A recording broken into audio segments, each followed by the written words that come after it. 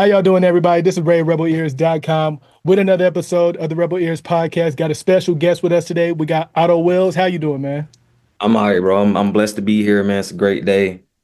It's a rainy Monday, but we here, bro. We blessed. I love it, man. I'm just glad to be here, bro. Thank you for having me. Hey, no problem. It's funny because we were supposed to do this interview at OYL Studios, but Hmm. because of the weather, like you were saying, we just decided to do the phone interview. Yeah, So sure. And I'm still gonna I'm gonna just invite you out whenever you have time. Like we have another event, and so I'm still gonna just reach out, bro, so you can come see the spot and just meet some people, man. when is it? So we do events like every other week, man. Right now, we're doing a collision course tour where it's like we're going statewide. Going to different cities. Like we're going to Austin, Texas for South by Southwest to do Oh, some man. promotion there.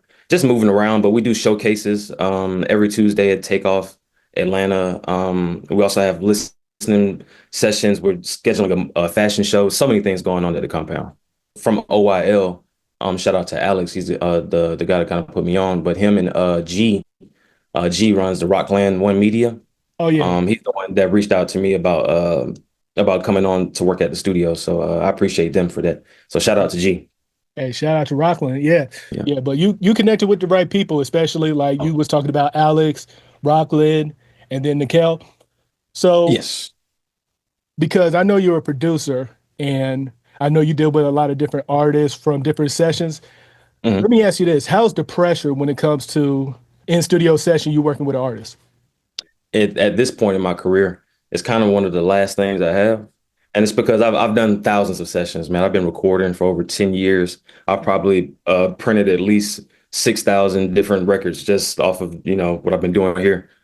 So pressure is there's little to none when I go into a situation because I know I'm just here to deliver, especially when I know what's to be expected.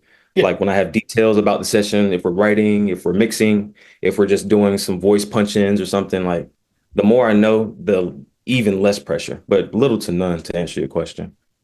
So I guess it's from past studio sessions that you kind of build yourself from troubleshooting like, okay, let's Oh not yeah. do this from the last session and you just grew from there. Yeah, man. The thing is, I and my professor in college, I went to college for music production at Elizabeth City State University in Mm, North Carolina. yeah. But one of the things my professor was telling me that I'm learning real time every day is the studio is literally there's always a problem or there's something to fix. And as long as you can fix anything that's wrong in the studio, that's more important than running the session. It's just making sure you know how to troubleshoot or, fix things when they mess up. So, Oh yeah, I agree because it only takes one Pro Tool crash to just ruin the whole oh, session. People be like, oh my God. "Yeah, I don't know. He Oh, know what he's yeah. doing." Oh, that perfect take, like, oh, did you get that? Oh, man, yeah, nah. Now That we gotta rarely do it again. happens. Yeah, Yeah. I be Yeah. telling people whenever the artist is stepping in the booth, you always record because you never know. He might hum a melody and he'd be like, "Oh Mhm. man, did you get that? Oh, you That got it." happens to me all the time, bro. I'm keeping references. I'm going through different takes. Like I've been in almost any and every studio situation you can imagine, bro, from artists big and small, you know.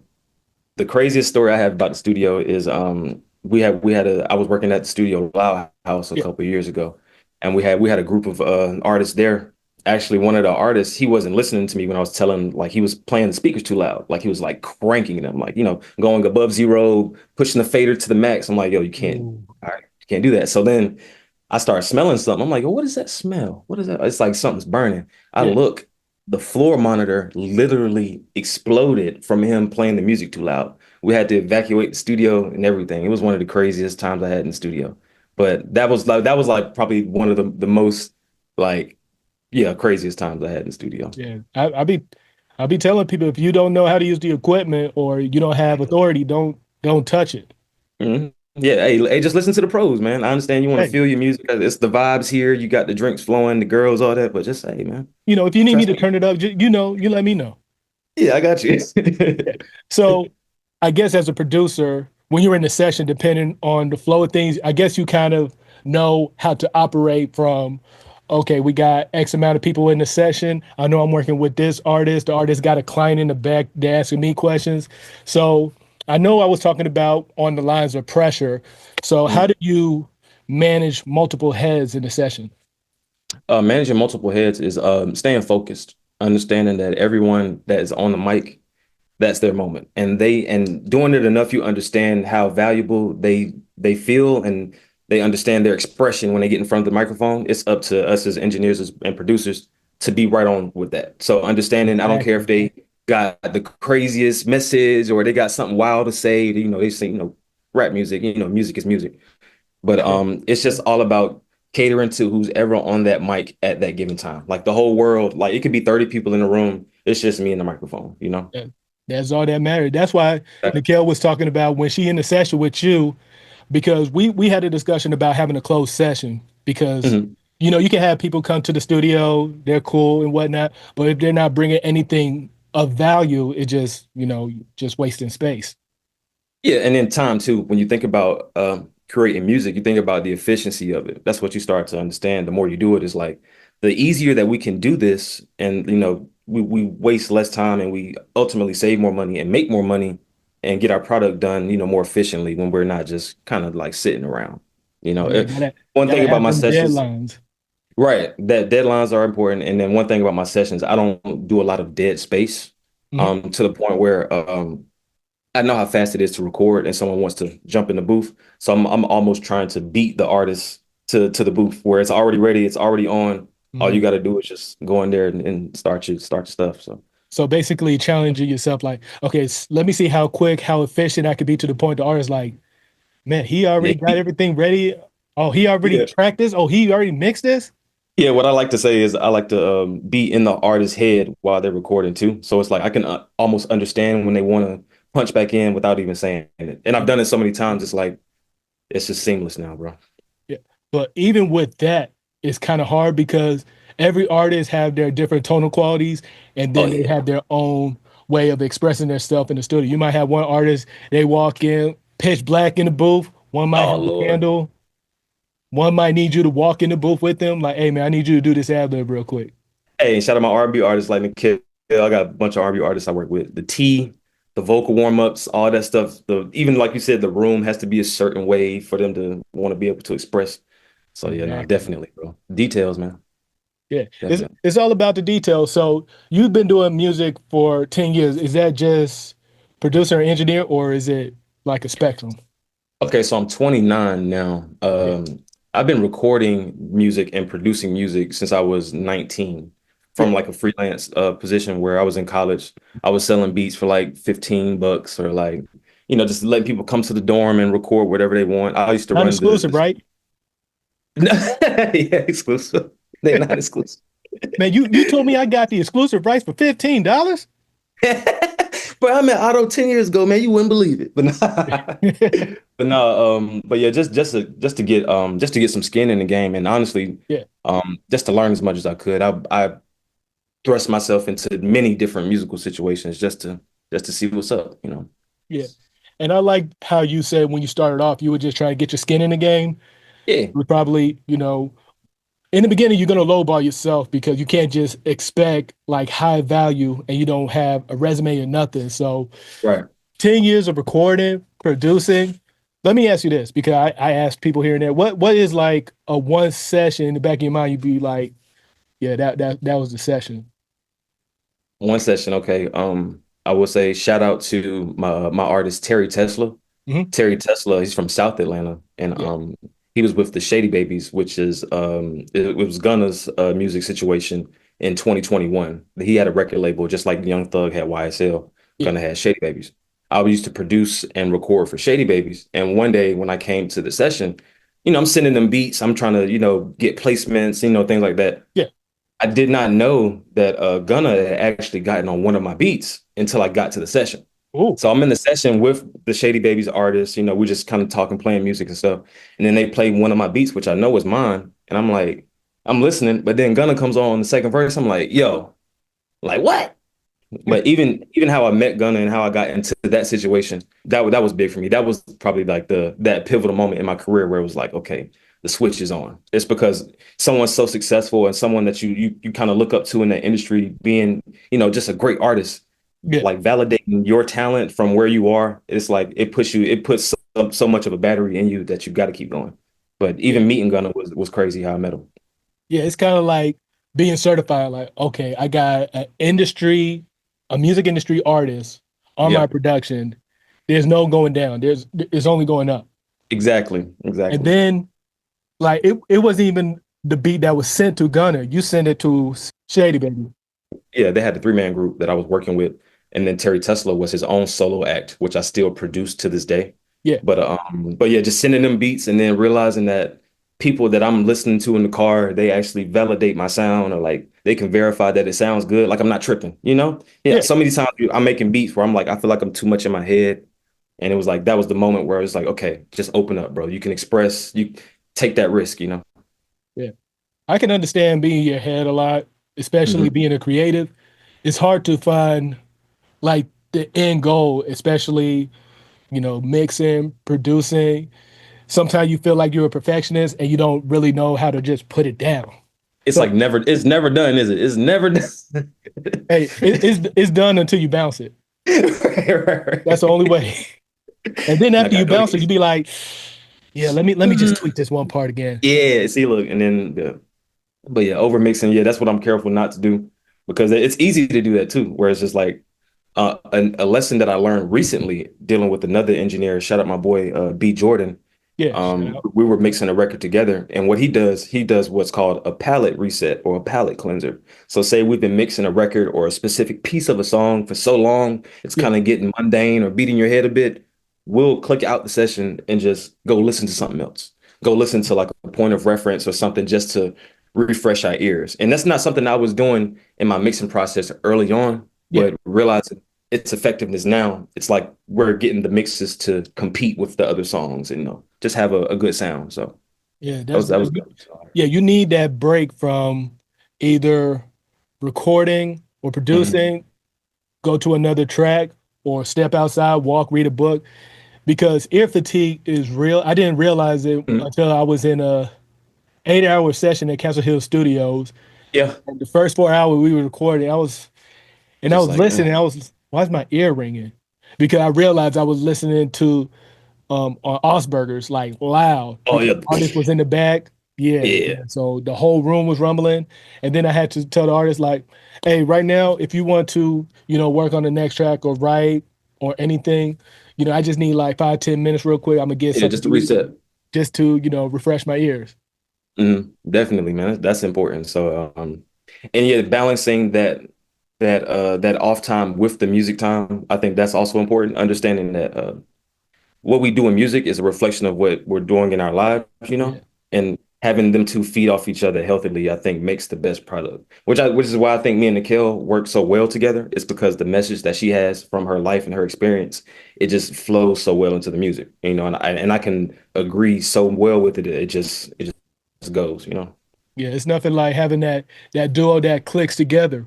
So let me ask you Exactly. this, because of course you got to click with Nikel.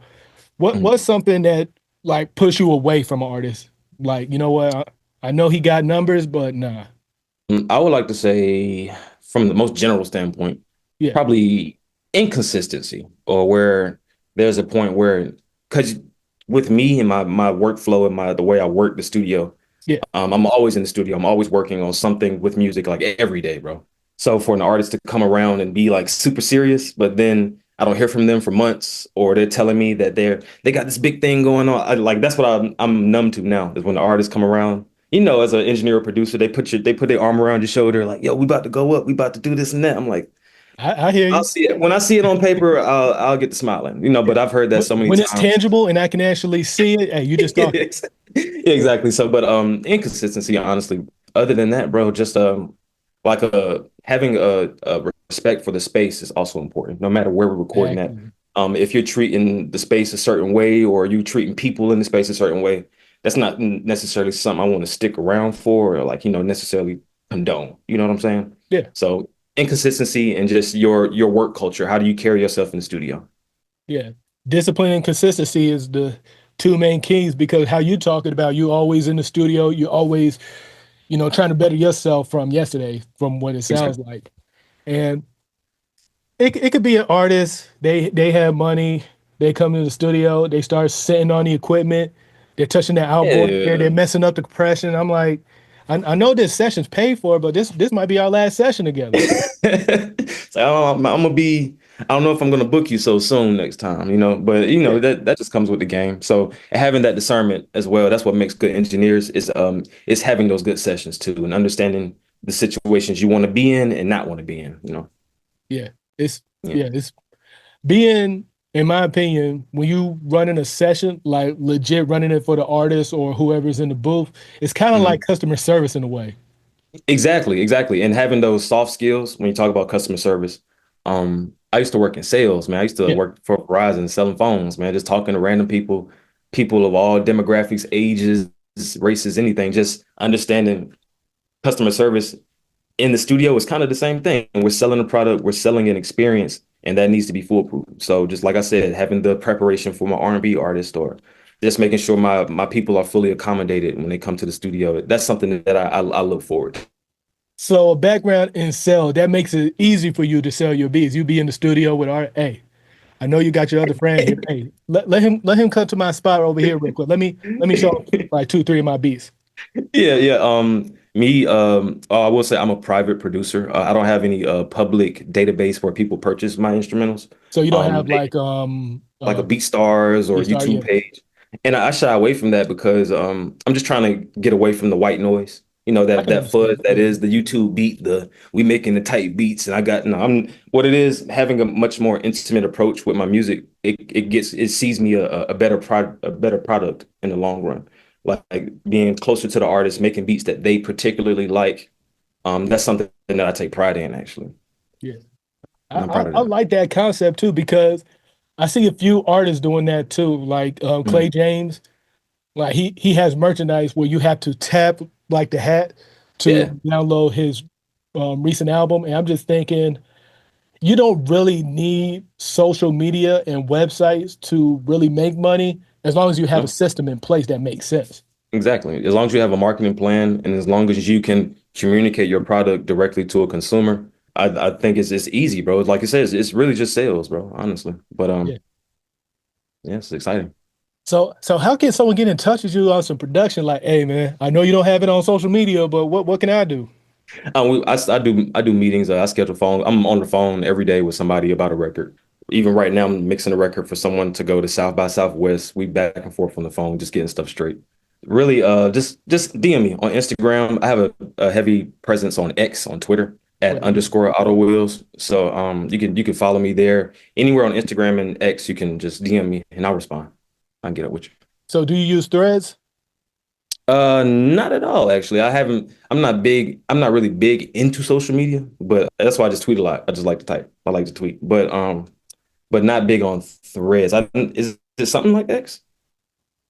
It's kind of like X, of course, Elon Musk owns Twitter, and then Mhm. Mark Zuckerberg, of course, Meta owns Threads. And Right. I like the engagement on Threads from the community I'm in. And yeah, it's basically just like X, but Hey, you can okay. post on Instagram and then you can automatically have it uploaded on Threads.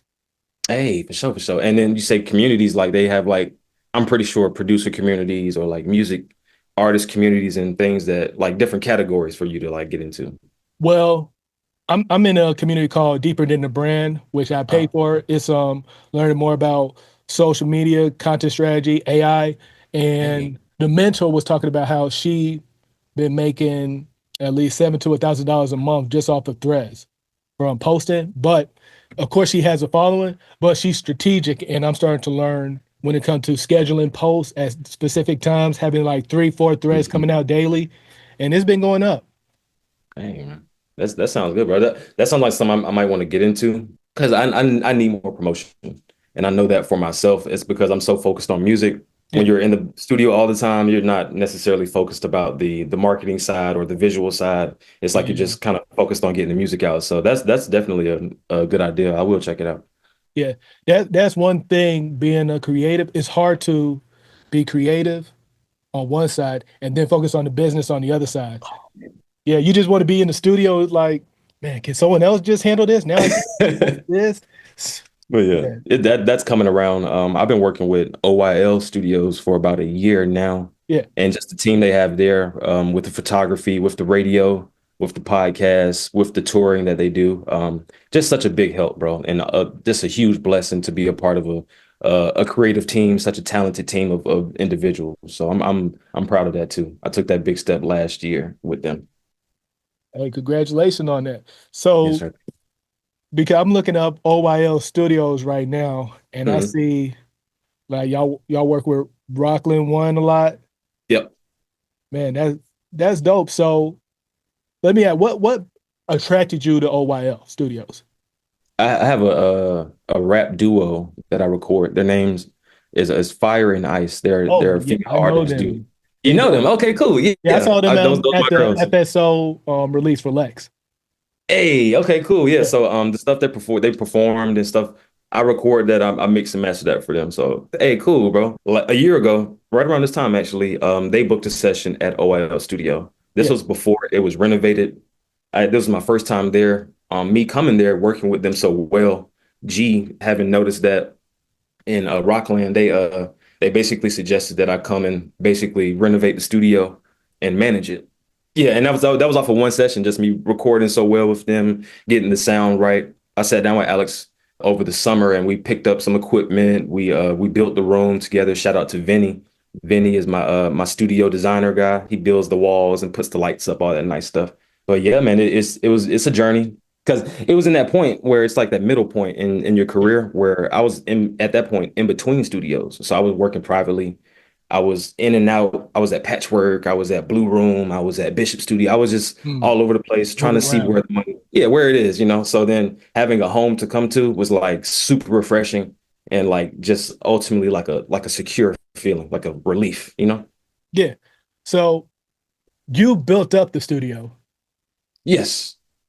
That's crazy because I have a friend who builds studios for a living, and I'm just thinking the cost of equipment, the blueprint, you have to actually map out the square foot, how much space you have, what you can use. The room's going to get smaller. People don't understand when you build in a studio, it's going to get like at least 2, 3 feet closed in. It's crazy. Exactly, bro. Like, I think the biggest challenge when I was putting the studio together was setting up the mixing board. It's just so many, bro. It's so many wires, so many ins and outs. Yeah. That was really the hardest thing for me setting up the studio. But yeah, no, definitely, bro. I understand, man. It's tough. Yeah. So how did you feel when it was done? Was it like an accomplishment or you're like, up next on to the next? I got this kind of like delayed reaction about like accomplishments or achieving stuff, Yeah. whereas it doesn't hit me until maybe I leave the session or maybe like the weekend when I can sit down and just kind of decompress where it's like, yo, that just happened. Like for example, I built the studio. The studio has 3 recording booths now, so you can use all 3 booths at the same time to record. Oh. So we got shout out to the 85 South show. I got with DJ Filthy Rich. He's shooting an animated movie called The Roach Motel. And Mm. so we're doing voiceovers. We're using the multiple booths at the same time. And just to be able to say that I built that or it works seamlessly, like I'm recording CeeLo Green, Carlos Miller, DC Young Fly, like, just it was another real moment for me. One of those where it's like, okay, cool. I'll pat myself on the back finally. Hey, congrats, man. Hey, that's a big Yeah, accomplishment it because is. some studios outlast the person who built them. That's a good one. Yeah, And most good studios do, you know. yeah, that's true. It's sad. You know about Doppler Studios? So what happened to Doppler? They closed down years ago. See, I was around. I never booked that Doppler. I just always Yeah, knew about it. Oh, it was like kind of like that host. It was Doppler more of West Side or where was Doppler? it was. Oh, I'm trying to remember. It was years ago because Mm, uh honestly, because when I was going to SAE Institute, they yeah. brought us to Doppler Studios, and then Red Room was the mastering studio above Doppler Studios. But then, Hey, yeah, 3 years went by and it was closed down. I don't know if they made it a different studio or yeah, I will say just from experience, a good studio is it starts with good engineers and just having, like I said, those consistent engineers, the ones that you can rely on to, come and yeah, set up or, just in-house engineers. Yeah, yes, that part. So not having set quality of work or like at least a baseline of quality that can confuse people's views about a studio, you yeah. know. So what I like to do, because Hmm. sometimes how I engage with different artists, especially when you was talking about, going to Takeoff ATL, I Yeah. like to look on people's IG stories because it kind of correlates with not just their reels, because some people post like once every other week or once every month. Mhm. And some people they're on IG stories every day. As much as I can be. Like I said, I'm not big on it. I cover the bases really. I'll probably post the album every day. I got a couple videos that just dropped. I just push those every day. Anything. It's like it's to the point now where I get on Instagram, I can go like 3 or 4 scrolls, and every 3 or 4 scrolls is something that I'm involved in that I have to Mm, share or engage with, which is cool. It's like, okay, I got a lot of work. I'm busy. But at the same time, it's like I got to get on top of that. Or I actually need a social media manager, to be honest. yeah, yep. You're not the only one because I'm looking up on Fiverr to find a social media manager Mhm. because what I use right now, do you schedule your posts? Some of them, yes. Like when I do releases, like we did the debut for the video, we schedule those posts. But other than that, no, just kind of when I feel it or when I want people to hear some music or hear some beats, I'll just post it. So what do you use to schedule your past posts? To schedule my past post, what app do I use? I There's know a there's couple of like apps, but Buffer, Hootsuite, Meta Business Suite, Planoly, Later. it's later and yeah, that's the only one I really have had like used to post later on. But yeah, other than that, this spur of the moment, what'll happen is I'll same thing, that delayed response. I'll post something and then 6 hours later or whatever, I'll see the full engagement or people just sharing it around and stuff. So I just keep doing that. But it could be better. Could be Yeah. better.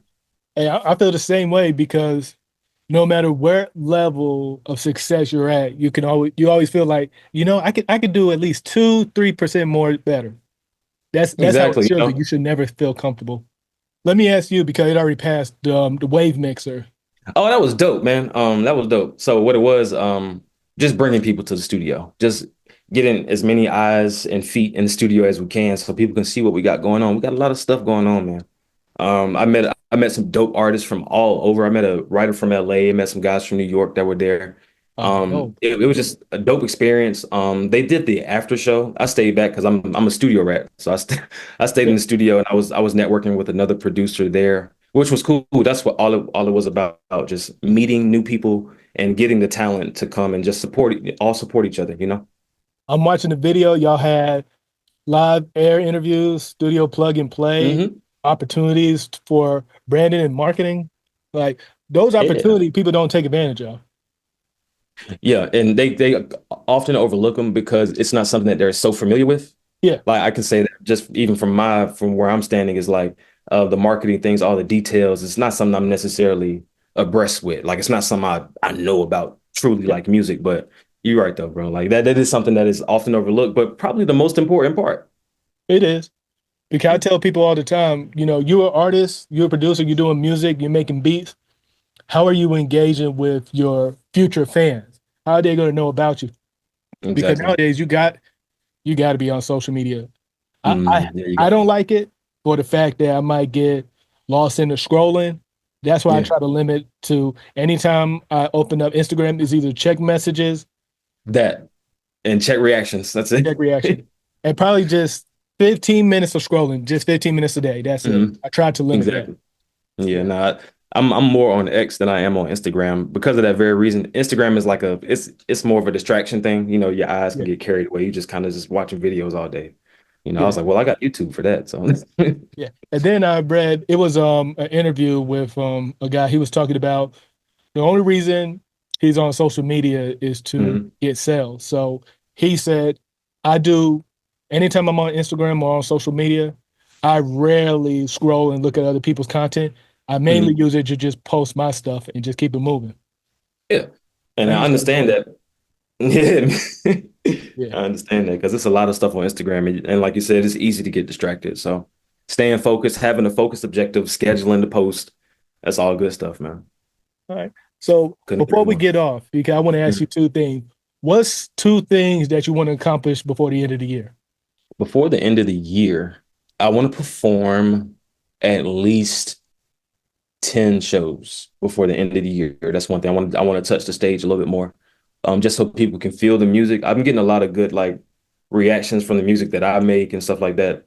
Just having more stage opportunity aside from me, it's like I want to bring on my people too. It's like, I'm just trying to get my people on the stage. So 10 shows is one of my goals this year. And then the next one would be finishing this movie, man. I'm doing the sound for the Roach Motel movie. I'm not sure when it's going to be out yet. We're still in the works with it, but finishing that this year would be like chef's kiss. This like a milestone for me. It's my first feature length film that I've been a part of creating, and it's just dope, bro. Just a dope experience, and they all funny, man. They funny, all the comedians. Yeah, I can already see it, man. I'm gonna go ahead and say congratulations on Thank getting you, into the film industry. thank you, man. Yeah, much more to come, much more to come, man. But those are my two biggest things: completing this film project and getting at least 10 shows done this year. Okay. And Mhm. for those up and coming artists, producers, engineers who probably started at 19 like you, what's something that you would tell them? The simple things that when you like when old folks used to tell you the simple phrases like don't give up or believe in yourself or just be yourself. The older you get or the more you get into this industry, the more those simple phrases kind of get closer to you, or like you understand like wow, me being myself really puts me in the situation that I want to be in, or me not giving up, or me, just persevering through the stuff. Like when I got that Gunna placement, bro, I made that beat. I was shout out to my homie Jeff. This was years ago, man. I was sleeping on his floor in the studio apartment. This is when I had just moved to Atlanta. I didn't have a place to stay. I was just kind of figuring it out, but I took that leap and I persevered. And imagine you having made a beat on someone's floor and a rapper getting on it, and like that's just huge to me, bro. It's just ultimate validation. Hey, that's the come up story right there. Yeah, never give up. That's the whole thing. The simple stuff really matters. Never give up and believe in yourself. Seriously.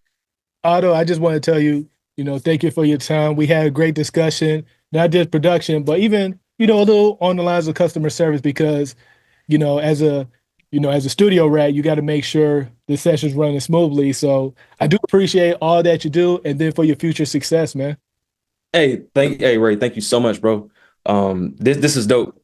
This is dope, man. Bro, you won, bro. Thank you, man. We're gonna keep in touch. I'm gonna let you know when some events come around OYL. I got some more people that I want you to tap in with, bro. This is dope, bro. Bro. Hey, say no more, man. I'm ready. But want to tell everybody, thank you for listening and watching. Keep tuning in. Thank you. Two O's, two T's. I'm out of here. Otto.